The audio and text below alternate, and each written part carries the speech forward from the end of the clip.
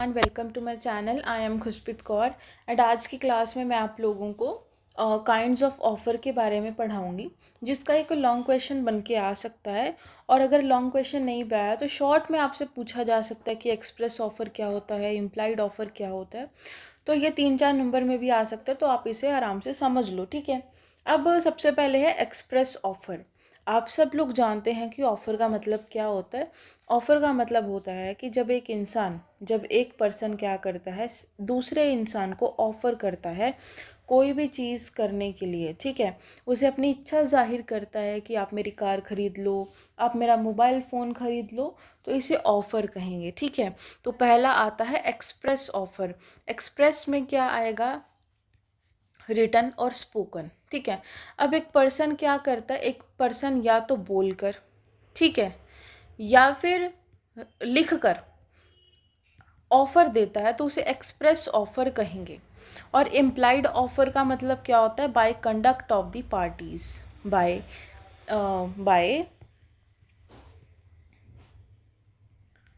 Conduct of the parties, या फिर कहेंगे by act of the parties, ठीक है। तो यहाँ पर लिख कर या बोलकर नहीं, अगर एक पार्टी क्या करती है, कोई एक्ट करती है, और उस एक्ट से हम लोगों को पता लग जाएगा कि हाँ वो चाहता है हम ऑफ़र देना या ऑफ़र एक्सेप्ट करना, तो वो चीज़। अब हम लोग इसका एक एग्ज़ाम्पल देखते हैं, ठीक है। अब मैंने क्या कहा था, मैंने एक, चलो अच्छे से पढ़ते हैं। मैंने कहा था कि बी पर्सन को कि अगर आप मेरे नोट्स में इंटरेस्टेड हैं या फिर आपको मेरी क्लासेस चाहिए, तो आपको मुझे 200 रुपीज़ क्या करना पड़ेगा, एडवांस पेमेंट करना पड़ेगा, ठीक है। ये मैंने उसे ऑफ़र दे दिया कि आपको एडवांस पेमेंट करना पड़ेगा, तो मैं आपको नोट्स डिलीवर कर दूंगी। अब यहाँ पर बी पर्सन ने ना ही हाँ बोला और ना ही ना बोला। इसने क्या किया, इसने मेरे को डायरेक्ट 200 रुपये पेमेंट कर दिए, एडवांस पेमेंट कर दी। तो यहाँ पर इसने ना ही बोला ना ही लिख कर दिया, लेकिन हमें इसके एक्ट से पता चल गया कि इसने इस चीज़ को एक्सेप्ट कर लिया। तो इसी तरह से ऑफ़र भी होते हैं, है ना। कि अगर आप किसी ऑफ़र को अपने एक्ट से, अपने सर्कमस्टांसिस से, उसके कंडक्ट से हमें पता चल जाता है। आपने उसे कम्युनिकेट नहीं किया, लेकिन हमें ऑफ़र को पता चल गया कि हाँ आप ये मेरे को ये ऑफ़र दे रहे हो, है ना। तीसरा है स्पेसिफिक ऑफ़र। स्पेसिफिक का मतलब होता है for a particular person, for a particular group of a person's, ठीक है। तो यहाँ पर फॉर एग्जांपल अब मैं ऑफ़र देती हूँ, मैं कहती हूँ कि मैं अपना ऑफ़र सिर्फ वीना को दूंगी, है ना। मैं वीना को बोलती हूँ कि देखो ये ऑफ़र मैं सिर्फ आपको दे रही हूँ, बाकी सबके लिए 1000 रुपये और आपके लिए 800 रुपये। तो ये ऑफ़र क्या है, स्पेसिफिक ऑफ़र है, ठीक है। जनरल ऑफ़र का मतलब क्या होता है, जनरल का मतलब होता है सबके लिए। अब इंस्टाग्राम पर मैं ऑफ़र लगाती हूँ ना, क्लासेस का, नोट्स का, तो इंस्टाग्राम पर तो हर एक इंसान है। तो यहाँ पर इंस्टाग्राम पर जितने भी लोग हैं वो सब क्या हो जाएगा, जनरल ऑफ़र में आ जाएगा। जैसे अब मैं ऑफ़र करती हूँ अपनी क्लासेस का, मान के चलो मैंने कहा कि मैं 1000 रुपये में आपको नोट्स दूंगी, है ना। तो ये मैंने एक ऑफ़र लगाया, तो ये मैंने सिर्फ एक पर्सन के लिए, वीना के लिए नहीं लगाया, ये मैंने सबके लिए लगाया, तो इसे कहेंगे जनरल ऑफ़र, ठीक है। फिर इसका एग्जाम्पल है, कंपनी का एग्जाम्पल है, आप इसका स्क्रीनशॉट ले सकते हैं, आप आराम से पढ़ सकते हैं, ठीक है। और ये जो केस है, ठीक है, कार्लिल वर्सेस कार्बलिक स्मोक बोल्स का, ये काफ़ी इंपॉर्टेंट केस है।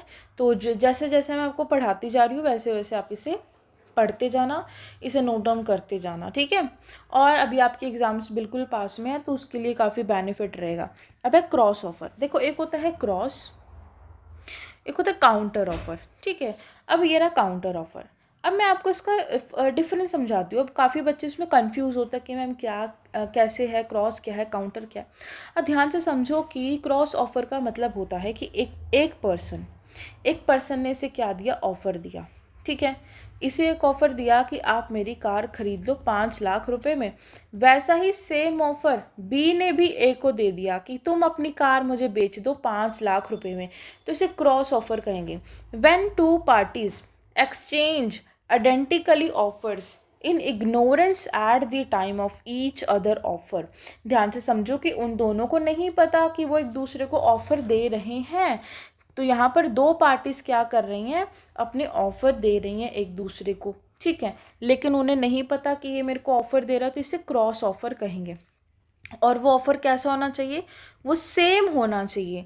To cross offers does not conclude a contract. कहते ए ने भी ऑफर कर दिया कि आप मेरी कार 5 लाख रुपए में खरीद लो, बी ने भी सेम ऑफर कर दिया उसी दिन कि तुम अपनी कार मुझे 5 लाख रुपए में बेच दो। तो ऐसा थोड़ी अगर इन्होंने सेम कर दिया तो जो इनका कॉन्ट्रैक्ट है वो बन जाएगा, नहीं, ऐसे नहीं होता भाई। मैंने कहा था ना, कॉन्ट्रैक्ट बनाने के लिए एक्सेप्टेंस होना चाहिए, कंसेंट्रेशन होना चाहिए, फिर इन्फोर्सेबिलिटी होनी चाहिए, फिर जाके कॉन्ट्रैक्ट बनेगा। तो ये ऐसे कॉन्ट्रैक्ट नहीं बनता है। Two offer are set to be a cross offer. जब दो ऑफर्स आमने सामने से दिए जाते हैं तो उसे क्रॉस ऑफर कहा जाता है। तो they are made by same parties to one another. ऐसा नहीं है कि ए पर्सन इसे बोल रहा, ठीक है, बी पर्सन को सी पर्सन ए को बोलता, ऐसे नहीं होना चाहिए। सिर्फ दो पार्टीज होनी चाहिए। क्या होनी चाहिए, सेम पार्टीज इसमें होनी चाहिए। Each offer made in ignorance of the offer made by the. अब इसमें ही बात कर रहे हैं कि यहाँ पर जो आप ऑफर कर रहे हो वो सेम होना चाहिए, और यहाँ पर इग्नोरेंस नहीं होना चाहिए। मतलब कि ए पर्सन ने दिया और बी पर्सन, ऐसा नहीं कि ए का ऑफर इग्नोर करके बी, नहीं, मतलब कि ये सेम डे पे सेम तरीके से ये एक दूसरे को क्या दे रहे हैं, ऑफर दे रहे हैं।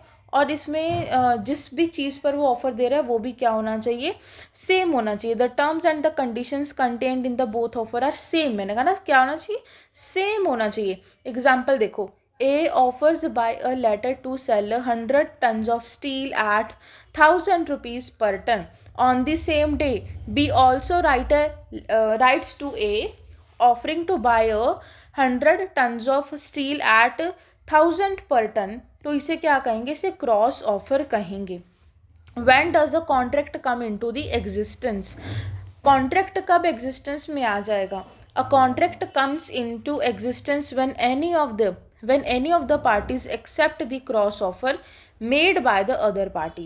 कि जब जब दोनों ने एक दूसरे को ऑफर कर दिया और दोनों ने एक्सेप्ट कर लिया, तो वहाँ पर फिर क्या बन जाएगा, वहाँ पर फिर कॉन्ट्रैक्ट बन जाएगा। अब है काउंटर ऑफर। काउंटर ऑफर का मतलब क्या होता है, फॉर एग्जाम्पल ए पर्सन ने इस बी पर्सन को कहा कि तुम ये 1000 रुपये में मेरे नोट्स हैं, कॉन्ट्रैक्ट के 1000 रुपये में ख़रीद लो। बी पर्सन ने कहा कि नहीं, ये एक ऑफ़र इसने दे दिया कि 1000 रुपये में मेरे नोट्स हैं, ख़रीद लो। बी पर्सन ने इसके ऑफ़र को हटाया, कहा 1000 रुपये नहीं, मैं तो तुम्हें 800 रुपये दूंगा। तो ये क्या है, ये है काउंटर ऑफ़र, ठीक है। तो जो काउंटर ऑफर है, काउंटर ऑफर में एक जो पार्टी है वो ऑफ़र देती है और सामने वाली पार्टी उसको रिजेक्ट करके, रिजेक्ट नहीं, उससे थोड़ा मॉडिफाई करके क्या है, अपना ऑफ़र देती है। तो काउंटर ऑफर का मतलब क्या है, when the offeree gives qualified acceptance of the offer. मतलब एक्सेप्टेंस तो वो करती है कि मैं आपके नोट्स खरीदूंगा, लेकिन वो उसमें क्या करती है, कुछ मॉडिफाई करती है कि अच्छा आप 1000 रुपये बोल रहे हो, मैं 1000 नहीं दूंगी, मैं तो 800 रुपये ही दूंगी, है ना। Modify and the verifications in the terms of the original offer. Counter offer amounts to rejection of the original offer. कहते काउंटर ऑफर क्या होता है, काउंटर ऑफर क्या करते हैं, रिजेक्ट। आप इसमें काउंटर ऑफर जब आप दे रहे हो तो मतलब इसका मतलब है आप रिजेक्ट कर रहे हो ओरिजिनल ऑफर को, ठीक है। Legal effect to counter offer, rejection original offer, original offer is lapse, मतलब ख़त्म, counter offer result in a new offer, ठीक है।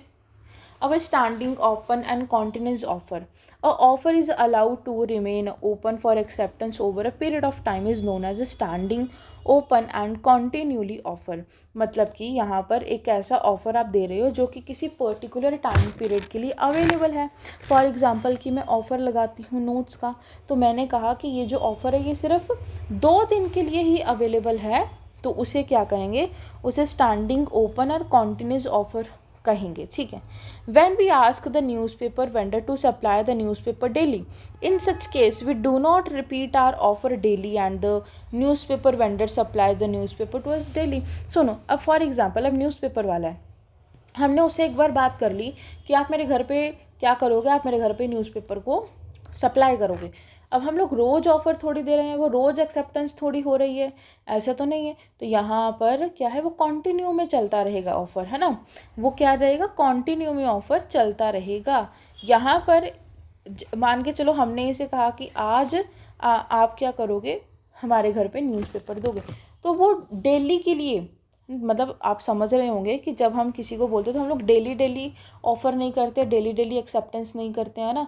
तो वो डेली उसी तरीके से सप्लाई होता रहता है, ठीक है, जिस तरीके से आपने जो भी उसकी टर्म्स एंड कंडीशंस रखी हैं, ठीक है। ऑफ़र कब लैप्स हो जाएगा, है ना, कब ख़त्म हो जाएगा।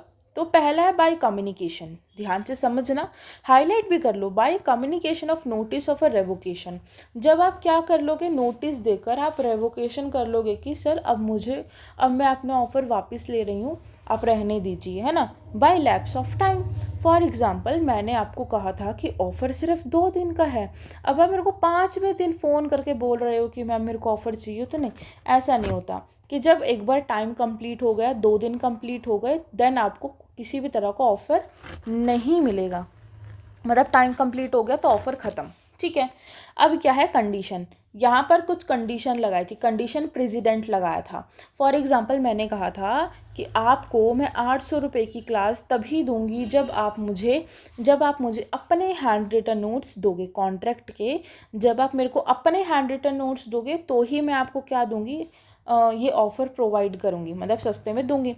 फॉर एग्ज़ाम्पल मैंने 20% को कहा कि तुम क्या करो, तुम मेरे को अपने कॉन्ट्रैक्ट के हैंड रिटन नोट्स दो पहले, तब जाके मैं तुम्हें 200 रुपये में सारे नोट्स दे दूँगी, है ना। तो ये क्या है, ये है कंडीशन प्रेसिडेंट। अब भाई तुमने कंप्लीट नहीं किया अपने वाला पार्ट, तो तुम्हें ऑफ़र भी नहीं मिलेगा। Two by failure to accept the condition president, by death, मतलब किसी की डेथ हो गई, किसी पार्टी की इंसेनिटी हो गया तो ऑफ़र ख़त्म हो जाएगा। काउंटर ऑफ़र जब हो जाता है, मैंने ऊपर समझा ना, जब काउंटर ऑफ़र हो जाएगा तो ओरिजिनल ऑफ़र हमारा क्या हो जाएगा, ख़त्म हो जाएगा। अगर आपने by not accepting the offer according to the prescribed and usual mode, जिस तरीके से मैंने आपको कहा कि आपको एडवांस पेमेंट करना पड़ेगा, आपको इन सारी चीज़ों को फॉलो करना पड़ेगा, अगर आपने उन सारी चीज़ों को फॉलो नहीं किया तो ऑफ़र अपने आप ही ख़त्म हो जाता है। अगर आपने रिजेक्ट कर दिया, अगर आपने क्या कर दिया, अगर आपने रिजेक्ट कर दिया कि मुझे आपका ऑफ़र नहीं पसंद, मैं रिजेक्ट करता हूँ, तो भी ऑफ़र ख़त्म। और अगर हमारे लॉ में चेंज आ गया, क्या हो गया, हमारे लॉ में चेंज आ गया तो भी हमारा ऑफ़र क्या हो जाएगा, ख़त्म हो जाएगा। तो यहाँ पे आपके 2 क्वेश्चंस बनते थे। एक आपका ये क्वेश्चन बन सकता है कि ऑफ़र किस तरह से ख़त्म होता है। तो यहाँ पे मैंने 8-9 पॉइंट्स लिखे हैं, तो आप कोई भी 6-7 पॉइंट्स अपने एग्ज़ाम में लिख देना, ठीक है। और इसके साथ ही अगर आपके पास आता है, अगर आप लोगों के पास ही आता है ना टाइप्स ऑफ ऑफ़र के बारे में, तो ये सब मैंने यहाँ पे एक्सप्लेन किया हुआ है, ठीक है। जैसे जैसे मैंने पढ़ाया आपको उसी तरीके से इसको नोट डाउन कर लेना है और अपने एग्ज़ाम्स में लिख कर आ जाना है। एंड अगर आपको मेरी वीडियो अच्छी लगी हो तो please like share and subscribe कीजिएगा। Thank you so much, bye bye.